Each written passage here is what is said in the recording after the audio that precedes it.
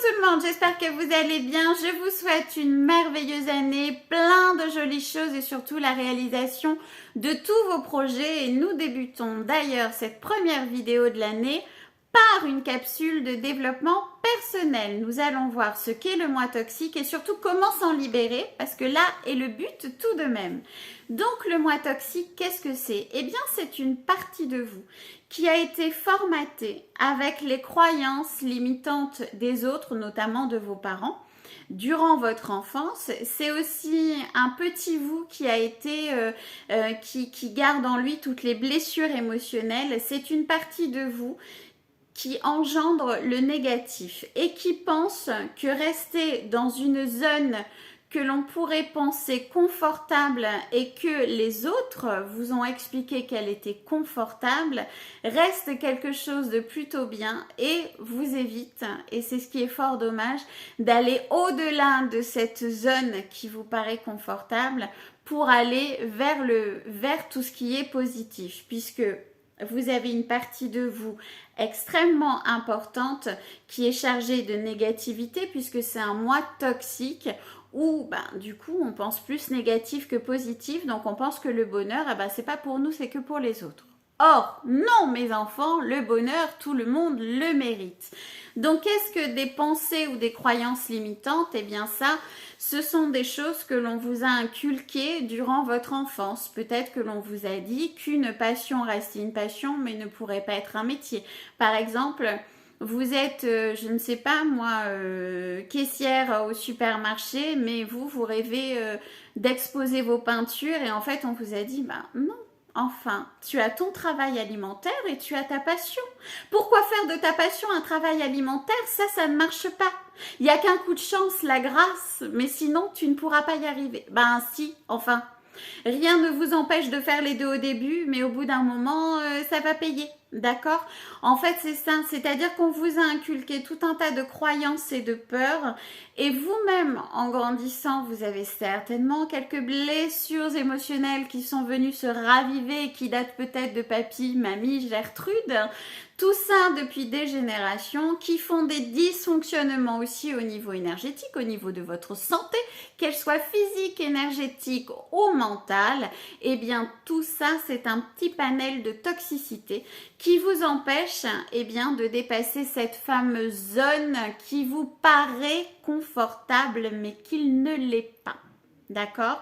Cette zone de confort que l'on appelle, c'est une zone en fait où on ne va pas au-delà de ce que l'on nous a appris.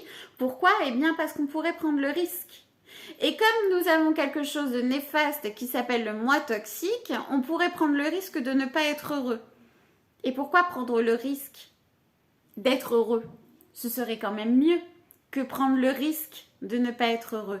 Sauf que ça, quand son moi toxique est un petit peu trop présent, eh bien c'est toujours la négativité qui passe en premier. C'est comme si en fait vous vouliez avancer dans la vie avec une chaîne à chaque pied et des boulets. Au bout d'un moment, vous allez vous fatiguer. Vous allez avancer, vous allez avancer, vous allez avancer. Ça va être super dur d'avancer avec ce genre de choses au pied. Donc au bout d'un moment, on se dit c'est bon, j'en ai marre, avancer. En fait, je suis obligée de m'arrêter tous les 4 matins parce que je suis super fatiguée. Et je reste dans ma zone de confort. Et puis finalement, je m'adapte. Moi, ça c'est mon mot, je m'adapte. Je suis super cool, moi, je m'adapte à tout. Eh bien non, mes petits enfants. L'adaptabilité, quelque part, ce n'est pas quelque chose de positif, c'est quelque chose de négatif. Soyez-vous.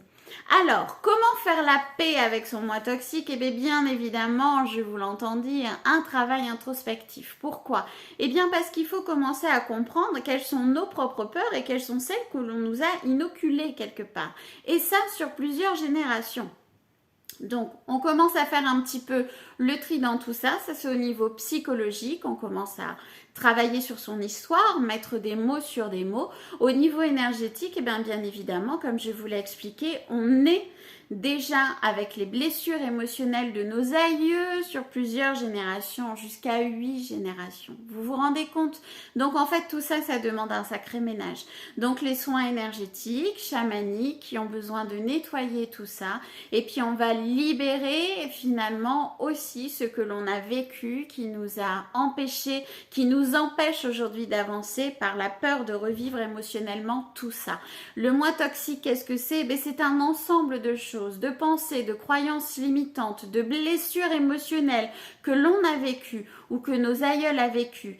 Et tout ça, c'est à l'intérieur de nous, ça fait beaucoup de choses. Donc au début, on nettoie en discutant au niveau psychologique, on nettoie au niveau énergétique et ensuite qu'est-ce qu'on fait?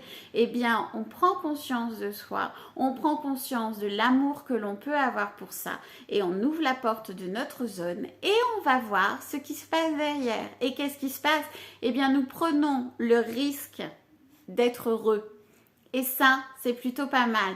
Parce que à chaque fois que vous établissez un changement, et ça, je peux vous le témoigner, mais je vous ferai une vidéo quand mon petit travail aussi sera terminé, tout ce que nous sommes en train de vivre en ce moment avec ma famille. Quand on prend le risque du changement, au début, c'est très difficile. Il y a toujours une notion de sacrifice par rapport à ça, même si on a la certitude que ce que l'on est en train de vivre n'est pas bon pour nous, qu'on mérite mieux.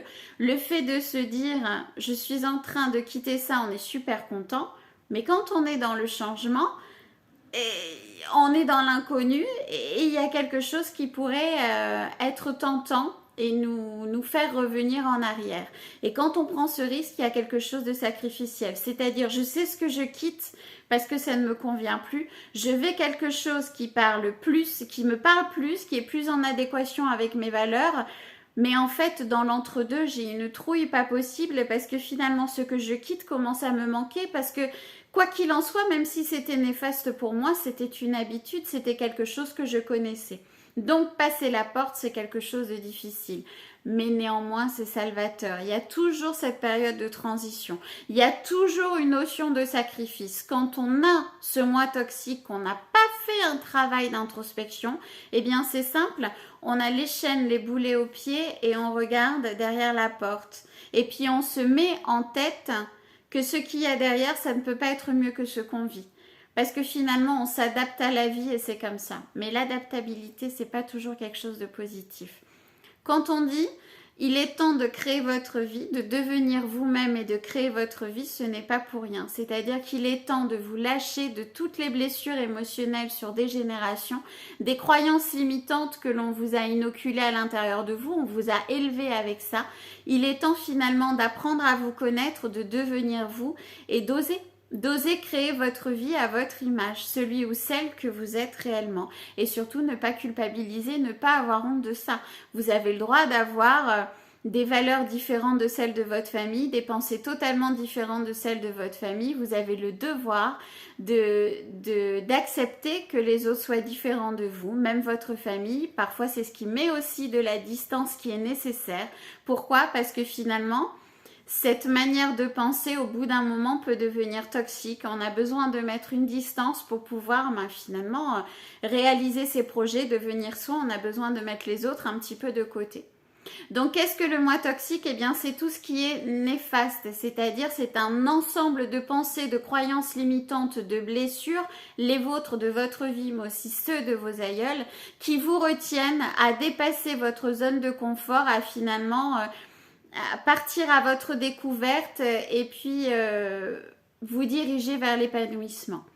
Donc une seule solution, un travail introspectif et un travail énergétique. L'idéal, c'est d'avoir un thérapeute qui fait les deux. Voilà, pour ce faire, eh bien évidemment, moi entre les deux fêtes, je vous ai fait un cadeau. Vous retrouverez en barre de description un e-book avec mes 6 clés pour débuter votre changement de vie, être bien dans sa tête, bien dans son corps, bien dans son esprit. C'est super important. Et en plus de ça, je vous ai mis 3 programmes différents pour justement avoir cette prise de conscience comme quoi vous avez le droit d'être différent des vôtres, vous avez le droit d'être vous et vous avez surtout le droit d'être heureux. Je vous fais de gros bisous et puis je vous dis à très vite. Gros bisous.